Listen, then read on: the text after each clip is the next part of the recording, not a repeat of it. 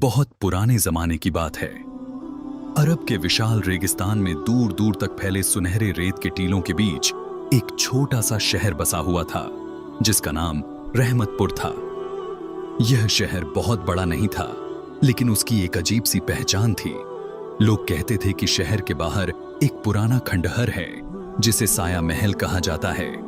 उस जगह के बारे में मशहूर था कि वहां अनदेखी ताकतों का बसेरा है, इसलिए सूरज ढलते ही लोग उस रास्ते की तरफ जाना बंद कर देते थे। रहमतपुर में हाशिम नाम का एक गरीब मगर नेक दिल आदमी रहता था। वह मेहनत करके अपने परिवार का पेट पालता था। उसकी एक ही बेटी थी, आयशा। आयशा पूरे शहर में अपनी खूबसूरती, मासूमियत और नेक दिल स्वभाव के लिए जानी जाती थी। उसकी आंखों में अजीब सी चमक थी और चेहरे पर हमेशा सुकून भरी मुस्कान रहती थी। लेकिन किस्मत ने उसके लिए कुछ और ही लिखा हुआ था। एक शाम आयशा अपनी सहेलियों के साथ शहर के बाहर घूमने निकली। चलते चलते वे सब उस पुराने खंडहर के पास पहुंच गईं, जिसे लोग साया महल कहते थे। सूरज ढल रहा था और आसमान लाल रंग से भर गया था। हवा में अजीब सी ठंडक थी।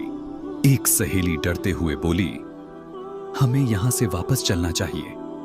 लेकिन आयशा की नजर उस टूटे हुए दरवाजे पर टिक गई। उसे ऐसा लगा जैसे कोई उसे अंदर बुला रहा हो। उसका दिल तेज धड़कने लगा और बिना सोचे वह धीरे धीरे महल की तरफ बढ़ने लगी। उसकी सहेलियां चिल्लाईं, आयशा रुको, लेकिन तब तक वह दरवाजे के अंदर कदम रख चुकी थी। अंदर गहरा अंधेरा था। दीवारों पर अजीब निशान बने हुए थे। अचानक ठंडी हवा का झोंका आया और उसके कानों के पास किसी की फुसफुसाहट सुनाई दी। आखिर तुम आ ही गई। आयशा घबरा गई। उसने पीछे मुड़कर देखा, लेकिन वहां कोई नहीं था। उसी पल दरवाजा धड़ाम से बंद हो गया। आयशा चीख पड़ी। उसे नहीं पता था कि उसी पल एक जिन्न की नजर उस पर पड़ चुकी थी। उस रात के बाद आयशा की जिंदगी बदलने लगी। रात को जब वह अपने कमरे में सोने गई तो उसे बार बार ऐसा लगा जैसे कोई उसे देख रहा हो। अचानक खिड़की अपने आप खुल गई और ठंडी हवा अंदर आई। उसी पल उसे फिर वही आवाज सुनाई दी, आयशा। वह डरते हुए बोली, कौन है? कुछ पल बाद आवाज आई, डरो मत, मैं तुम्हें नुकसान नहीं पहुंचाऊंगा। आयशा की सांसें तेज हो गईं। तुम कौन हो? आवाज बोली, मैं इस जगह का रहने वाला हूं और मैं तुम्हें बहुत समय से देख रहा हूं। आयशा डर गई। मुझे अकेला छोड़ दो। लेकिन आवाज बोली, अब तुम मेरी हो। कमरे के एक कोने में काली धुंध बनने लगी। उस धुंध में दो लाल चमकती आंखें दिखाई देने लगी। आयशा चीख उठी। उसी पल सब गायब हो गया। अगले दिनों में आयशा का व्यवहार बदलने लगा। वह अक्सर अकेले बैठकर हवा से बातें करने लगती। कभी कभी अचानक मुस्कुरा देती, जैसे किसी से बात कर रही हो। उसकी सहेली फातिमा एक दिन उससे मिलने आई। उसने देखा कि आयशा खिड़की के पास बैठी खाली जगह को देख रही है। फातिमा ने पूछा, तुम किसे देख रही हो? आयशा ने धीरे से कहा, तुम्हें दिखाई नहीं देता? वो यहीं खड़ा है। फातिमा डर गई। उसे कुछ भी दिखाई नहीं दे रहा था। धीरे धीरे शहर में बातें फैलने लगीं कि हाशिम की बेटी पर किसी साए का असर है। रहमतपुर में एक बुजुर्ग आलिम रहते थे, हाफिज अब्दुल रहीम। लोग उनसे सलाह लेने आते थे। जब उन्हें आयशा के बारे में पता चला तो वे हाशिम के घर पहुंचे। उन्होंने आयशा को देखा और पूछा, बेटी, क्या तुम्हें कोई दिखाई देता है?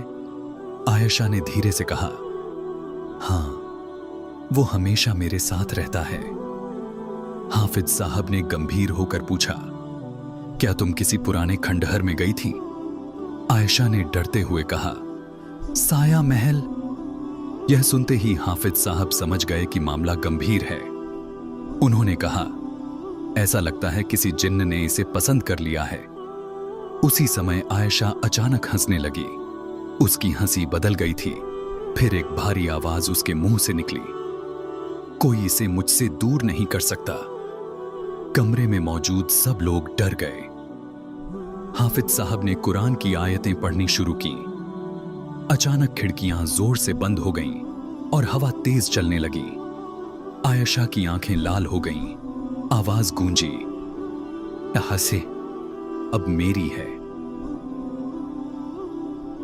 हाफिज साहब समझ गए कि मामला साधारण नहीं है। अगले दिन वे साया महल गए। वहां दीवारों पर पुराने निशान बने थे। एक दीवार पर पुरानी अरबी लिखावट थी। उन्होंने पढ़ा, सदियों पहले इस महल में जमील अल कासिम नाम का एक जादूगर रहता था।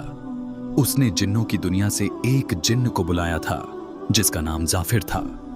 जादूगर ने उसे अपने जादू से कैद कर लिया था और उससे अपने काम करवाता था। सालों तक कैद रहने के बाद जाफिर ने बदला लिया और जादूगर को मार डाला। लेकिन मरने से पहले जादूगर ने उसे श्राप दिया कि वह इस जगह से कभी आजाद नहीं होगा और उसे आजादी पाने के लिए किसी इंसान की रूह चाहिए होगी। सदियों तक जाफिर इंतजार करता रहा और अब उसे आयशा मिल गई थी। उसी समय महल में काली धुंध बनने लगी और दो लाल आंखें चमकने लगीं। आवाज आई, तुमने सच जान लिया। जाफिर सामने आ चुका था। उसने कहा, वह लड़की मेरी आजादी की चाबी है। उधर शहर में आयशा अचानक बिस्तर से उठ बैठी। उसकी आंखें काली हो चुकी थीं। उसने धीरे से कहा, मैं आ रही हूं। वह घर से निकलकर साया महल की तरफ चल पड़ी। उधर हाफिज साहब महल में तैयारी कर रहे थे। उन्होंने जमीन पर एक दायरा बनाया था और चारों तरफ आयतें लिखी थीं। तभी दरवाजा धड़ाम से खुला। आयशा अंदर आई।